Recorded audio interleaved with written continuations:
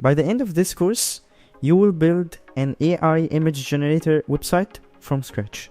You will also learn all the AI concepts and apply what you learn immediately by building the application step by step. Ready? Let's start. Let's understand how a prompt is transformed into a picture by image generation models. Here's the first thing that surprises most people. The model does not draw the image the way a person does, stroke by stroke, starting with an outline and adding detail on top.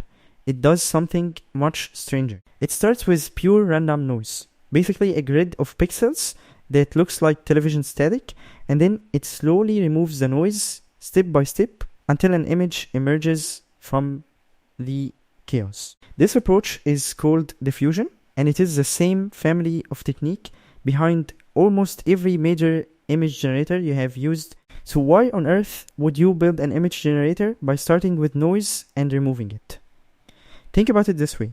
It is actually easier to teach a model how to slightly clean up a noisy image than it is to teach a model how to paint a perfect image out of nothing in one shot.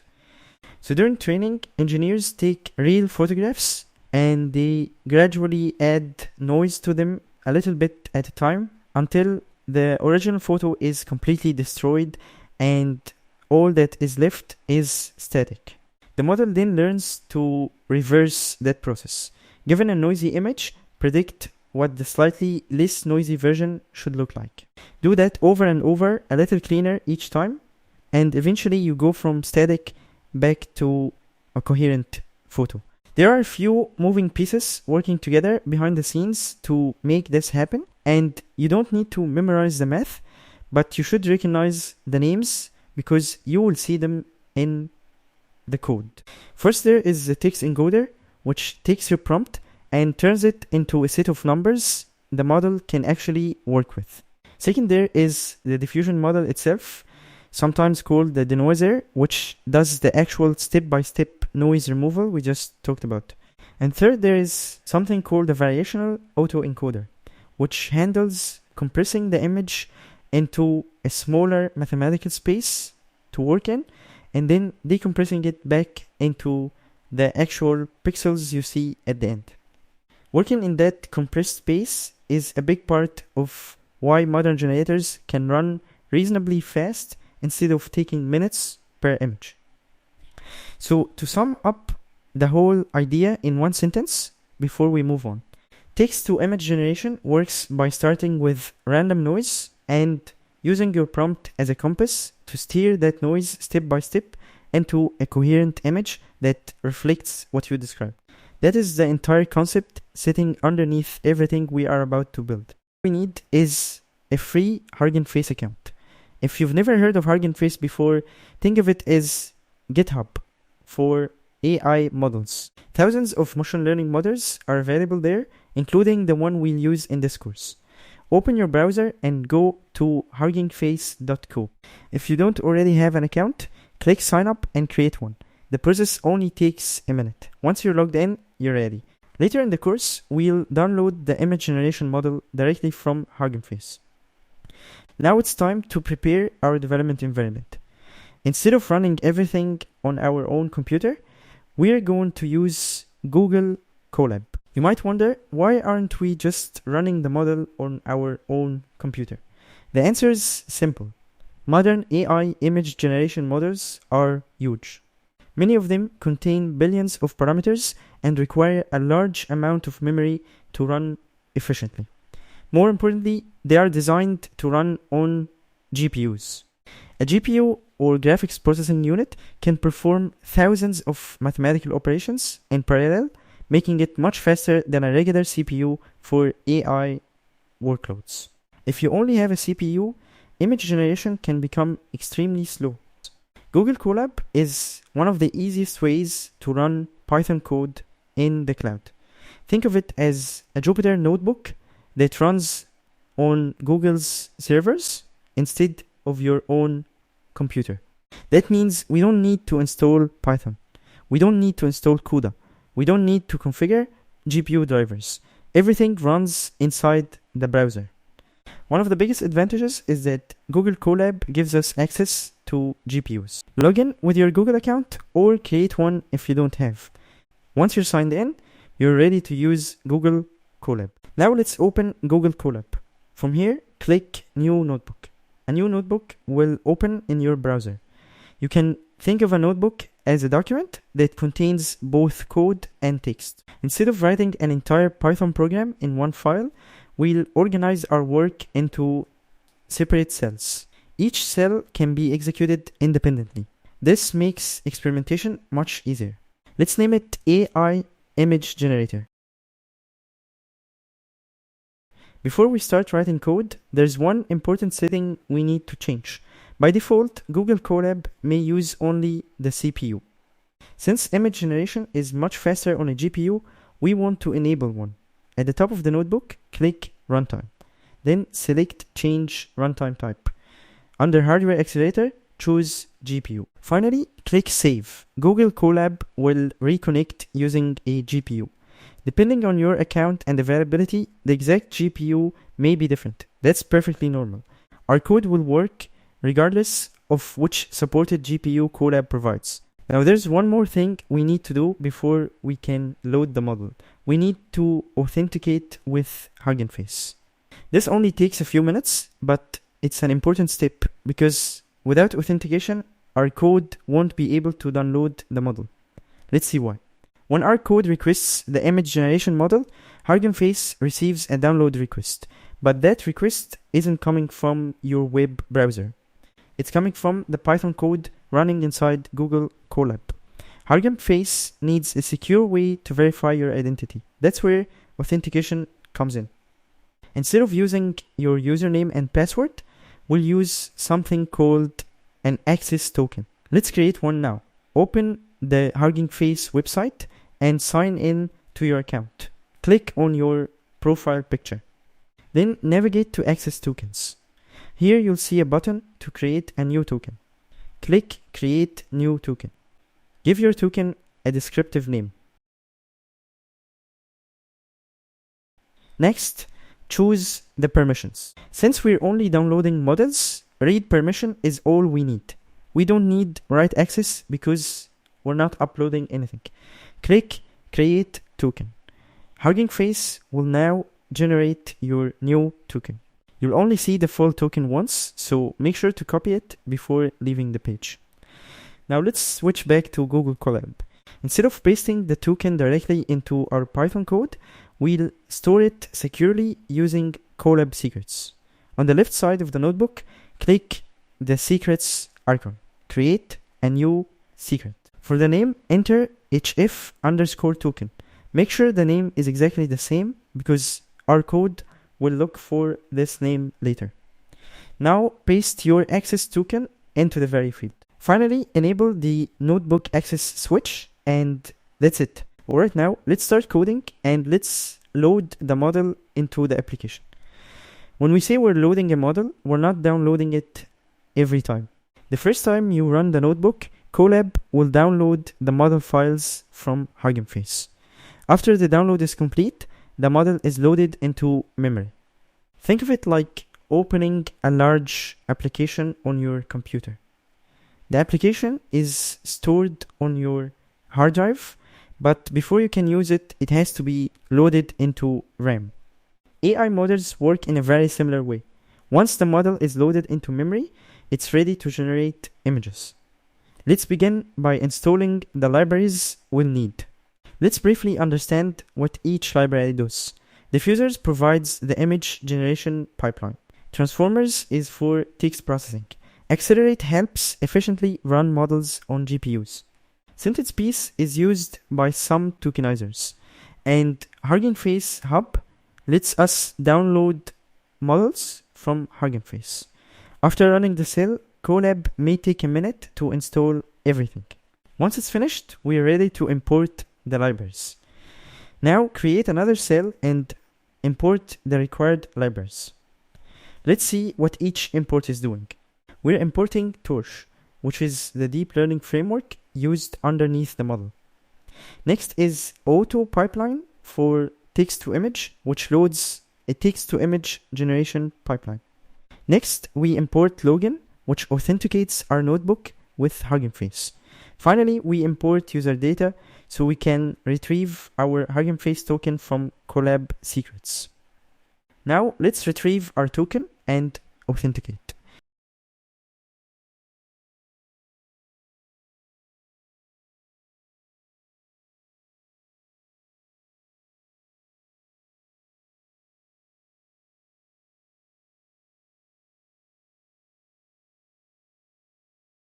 This reads the token we stored in the previous chapter and logs us into HuggingFace. If authentication succeeds, we're ready to download the model.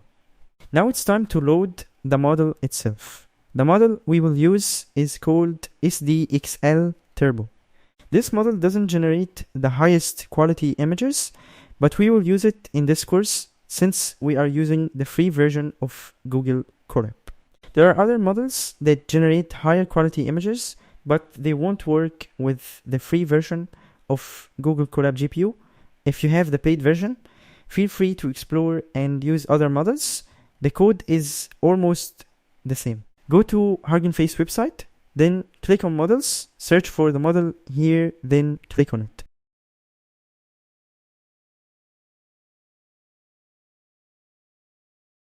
If there is a button to request access, make sure to click on it. Then copy the model name. We will need it later in the application code. Now go back to the code and write this.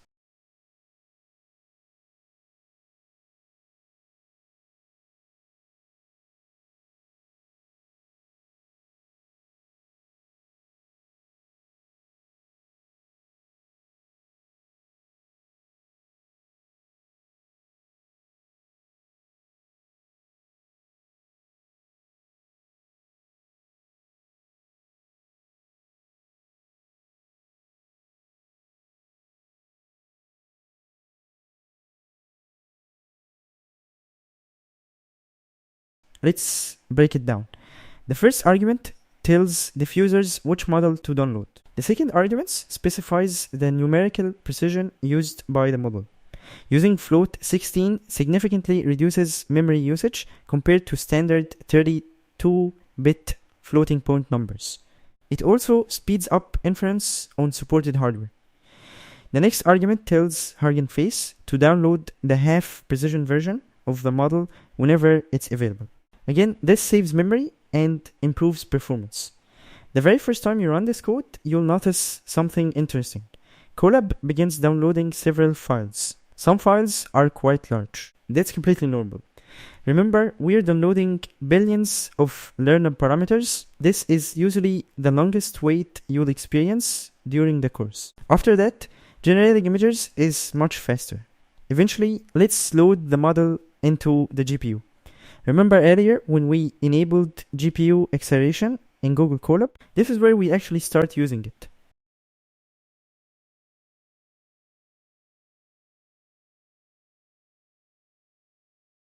Now we are ready to generate images. Alright, now it's time to generate images.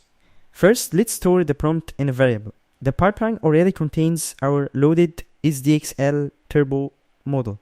When we call it, we're asking the model to generate an image.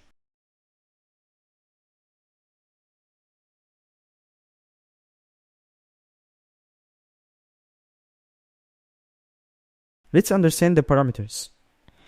The first parameter is the prompt. Then the inference steps parameter. Earlier in the course, we learned that diffusion models start with random noise. Then they gradually remove that noise until a clear image appears. Each time, the model removes a little more noise. That's one inference step. Traditional diffusion models often require 30, 50, or even 100 steps. SDXL Turbo is different. It was specifically trained to generate high-quality images using very few steps. That's one of its biggest advantages. For most images, 4 inference steps is enough to produce impressive results while keeping generation extremely fast. Then finally, the guidance scale parameter. This controls how strongly the model tries to follow your prompt. Now that we have our generated image, let's display it. Here we go. We generated our first image. You can try different prompts if you want. Now let's save this image to a file. One nice thing about the Diffusers library is that it returns the standard PIL image. PIL stands for Python Imaging Library, and it's one of the most popular libraries for working with images in Python. That means we don't need to convert the image into another format before saving it. We can save it immediately. Here's the code.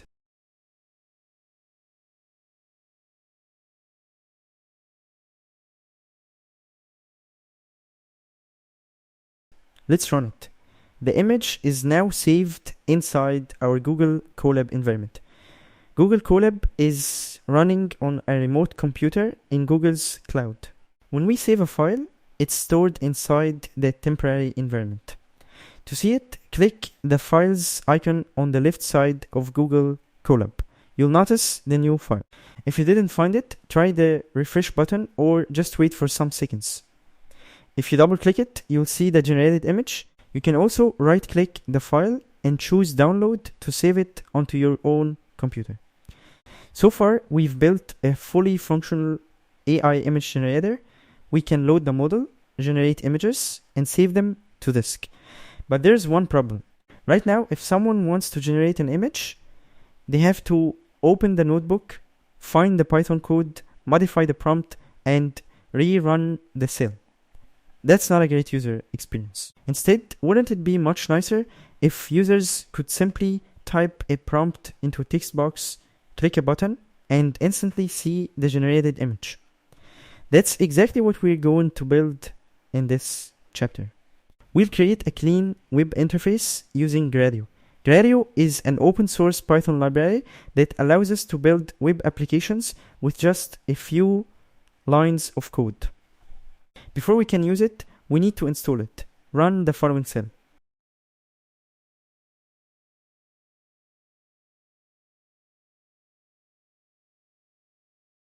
Next, let's import the library.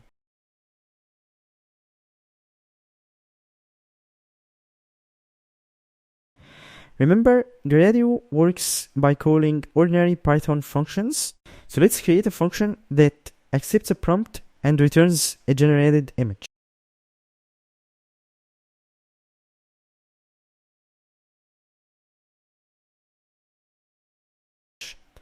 It's almost identical to the code we've already written. The only difference is that instead of displaying or saving the image, we're simply returning it. Gradio will take care of displaying it inside the browser.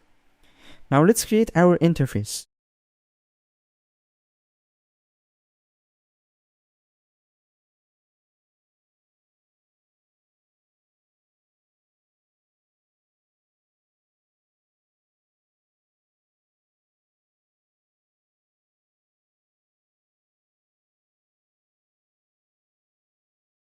Let's understand each part. The first parameter tells Gradio which Python function to execute when the user clicks the button. The inputs define what the user can provide. In our case, it's a text box. The outputs define what Gradio should display after the function finishes. Since our function returns a PIL image, Gradio automatically knows how to display it. Finally, we provide a title and a short description to make the application look more polished. I have some typos, sorry about that. Let's fix them.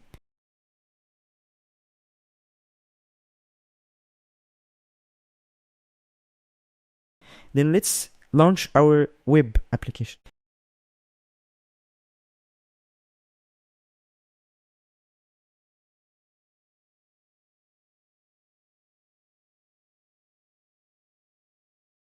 Google Colab will display a public URL where you can access the web application. It will also display the interface directly inside the notebook. Click on the URL. Here we go. Now we have a real web application. You can experiment with different prompts or even send the URL to someone else to try it. If you found this course useful, check out our courses from the link in the description and make sure to like the video and subscribe for more AI and software engineering courses. Thanks for watching.